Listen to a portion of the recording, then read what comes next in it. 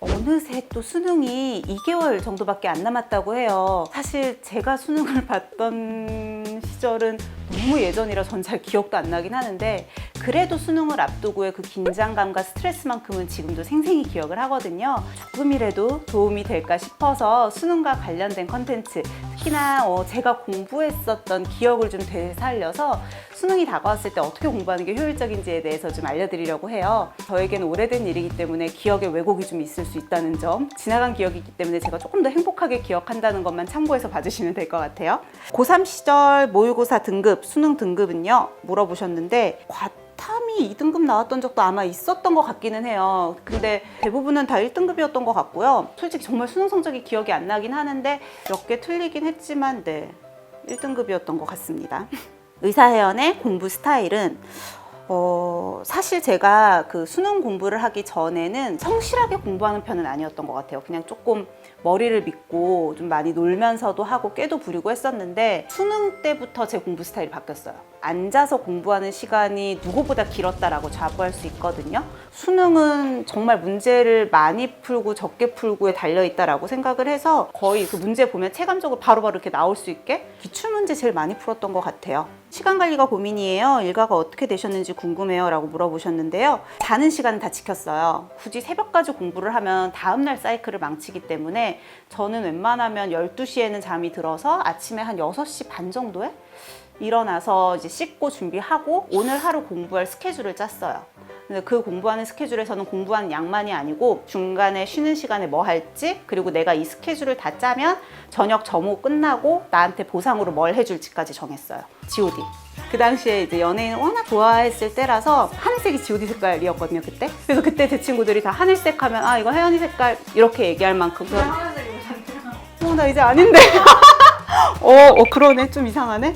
네, 지금은 남편만 좋아합니다. 네, 근데 저의 스트레스를 풀 만한 어떤 창구가 꼭 필요했기 때문에 더욱더 놓지 않고, 약간의 갈망이 있어야지 사람이 그걸 해결하기 위해서 더 열심히 공부를 하게 되는 게 있어서 뭐를 해야지만 보상으로 볼 수 있게 해줬어요. 외웠다고 생각해도 돌아서면 까먹게 되는데 얼마나 반복해서 공부하셨나요? 저는 성격 때문에 했던 거 또 하는 걸 되게 싫어요. 저는 원래 말도 했던 말 또 하는 거 싫어하거든요. 3번씩 풀거나 막 이러는 친구들도 있었는데 저는 그냥 한 번씩만 풀고 후딱후딱 다른 권으로 넘어갔어요. 예전에도 컨텐츠 중에서 한 서점에 있는 문제집을 다 풀었다 했잖아요.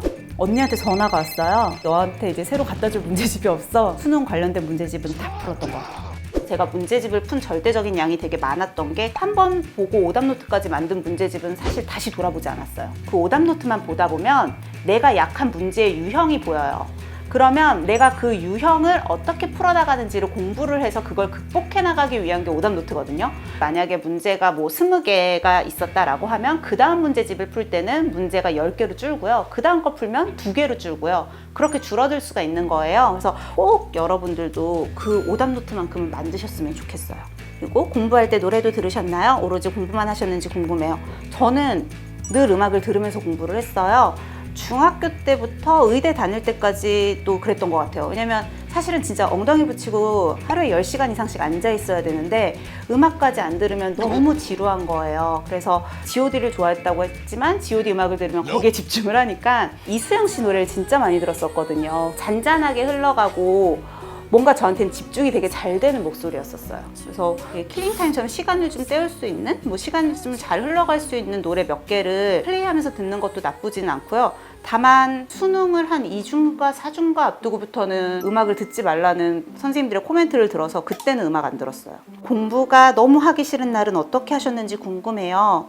이게 수능이 다가올수록 공부를 너무 하기 싫은 날들이 생기더라고요. 그러니까 스트레스가 너무 극에 달해서 그런 것 같아요. 영종도 산속에 있는 학교였다 보니까 뭐 카페를 나간다거나 이런 게 안 됐어요. 그래서 교실이나 이런 곳에서 이제 맘맞는 친구들이랑 얘기하거나 뭐 혼자 음악 듣거나 하루쯤은 이렇게 놔버린 날도 있었어요. 수능 가까워질수록. 소화를 위해 식단을 가볍게 한다거나 운동도 하셨나요? 소화를 위해는 아니고 다이어트를 위해. 그러니까 제가 고1 때 기숙사 생활 들어가면서 고1 말쯤에 갑자기 7kg인가 8kg인가가 쪘어요. 근데 그때 막 살이 다 트고 이래서 되게 스트레스를 받았었거든요.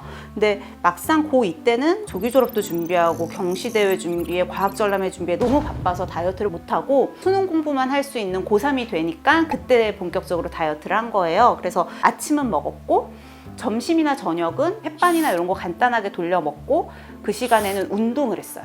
제가 타고난 체력도 있지만 꾸준히 운동을 하면서 체력이 좋아져서 저랑 이제 성적이 비슷한 경쟁 관계 친구들이 있었을 거 아니에요. 그 친구들이 나중에 자기 부모님한테 그랬대요. 제가 체력이 너무 좋은데 그게 제가 먹는 그 햇반 때문인 것 같다. 나도 그 햇반을 구해달라. 이래서 그거를 막 그 친구들이 먹었었다고 하더라고요. 그 당시는 몰랐는데 나중에 얘기를 들어보니까.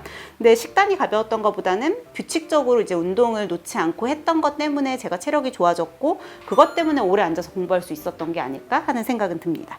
주말, 공휴일, 명절 등 빨간 날에도 평소와 같은 패턴으로 공부하셨나요? 평소에는 뭐 언어를 몇 시간 공부하고 수학을 몇 시간 공부하고 이렇게 타임 스케줄을 짰다고 하면 하루가 다 비잖아요. 그래서 이런 날은 모의고사를 풀었어요. 수능 볼 때 너무 긴장하는 사람들 위해서 우황청심환 같은 거 먹으라고 얘기를 하면서 선생님들이 무슨 얘기를 했었냐면 일주일 전에 미리 먹어봐라. 그냥 당일에 갑자기 먹어버리면 설사하는 사람도 있고 내지는 너무 깔아앉아서 조는 사람도 있고 하니까 그만큼 이제 수능 당일의 컨디션을 미리 다 조절을 해놓고 맞추라는 뜻이었겠죠. 그래서 저는 정말 수면 사이클이나 이런 것도 최대한 맞췄던 것 같고 뭐든지 처음 했을 때가 제일 많이 당황하고 긴장하게 되는데 그러면 제 실력을 100% 발휘하기가 힘들거든요. 그래서 좀 미리 가능하면 비슷한 환경을 경험해 보는 게 좋다는 거죠. 이맘때쯤이면 괜히 마음이 싱숭생숭했던 기억인데 어떠셨나요? 멘탈을 다잡았던 노하우가 있다면 사실 이 당시에 제가 어떤 상황이었냐면 가급적이면 수능을 보고 싶지 않았어요. 저도 수시로 그냥 의대를 가고 싶었는데 준비했던 그 시험 과목 같은 것들이 수시 항목에서 삭제가 된 거예요. 많이 싱숭생숭하고 좀 힘들어 했었던 것 같아요. 근데 멘탈을 다잡았던 노하우는 다른 건 없었어요. 내가 여기서 막 무너지고 흔들리고 하면 주변에 보기에 좀 창피할 것 같았고 스스로도 그런 부담이 있었던 것 같아요. 수능이 앞으로 내 인생 전체를 좌지우지할 거라는 뭔가 막연한 불안감 내지는 믿음이 있었어요. 그래서 억지로 잘 다잡았던 것 같고 그런 진지한 것 말고 또 다른 걸로 얘기를 하자면 저희 가족들은 다 눈이 되게 큰데 저만 좀 속쌍꺼풀이었거든요. 쌍꺼풀 수술을 해달라고 했었어요. 저희 엄마가 얘기를 하셨던 게 엄마도 똑같았다. 중고등학교 때 속쌍꺼풀이었다가 젖살 빠지면서 쌍꺼풀이 다시 커졌다. 너도 그렇게 될 거야. 근데 너 안 되면 내가 수술해줄게. 이렇게 얘기를 하셨었거든요. 수술 받아야지 하고 있었는데 진짜 엄마 말대로 대학생 되면서 쌍꺼풀이 커졌어요. 그런 직접적이거나 물질적인 것들이 또 모티베이션이 될 수도 있으니까 뭐 그런 것들을 잡는 것도 방법일 것 같아요. 수능도 벼락치기가 통할까요? 얼마 남지 않은 시점에서 가장 중요한 공부법은 솔직히 말하면 저는 수능은 벼락치기가 좀 힘들다고 보기는 하는데요. 벼락치기건 아니건 간에 공부의 양이 중요하기 때문에 마지막까지 멘탈을 다잡고 끝까지 가는 사람이 유리한 것 같아요. 그러니까 마라톤 같은 건데 마라톤이 뭐 처음이 중요하고 중간이 중요하고 끝이 중요하고 없잖아요. 다 중요하잖아요. 대신에 포기해버리면 그때는 아예 지는 거거든요. 완주하는 것만으로도 의미가 있을 수 있어요. 그리고 그 성적이 생각보다 좋을 수도 있고 벼락치기 통한다고 생각하고 끝까지 하셨으면 좋겠습니다. 한동안 수능이 저의 인생에서 되게 먼 얘기라고 생각하고 살았다가 오늘 또 이렇게 컨텐츠를 통해서 막 얘기를 하다 보니까 그때 기억도 새록새록 나고 뭔가 되게 몽글몽글해지네요. 근데 정말 지금이 가장 힘든 시기라고 생각이 들고 또 스트레스도 많으시겠지만 여러분 인생에서 분명히 굉장히 중요한 경험이고 값진 경험이 될 테니까 너무 힘들지 않게 좀 즐기면서 이 시기를 넘기시면 좋을 것 같습니다. 모르겠어요. 오늘 내용이 도움이 되셨을지 모르겠는데 여러분이 오늘 내용 도움이 되셨다면 또 내용이 재밌고 마음에 드셨다면 구독과 좋아요, 알림 버튼까지 꼭 눌러주세요.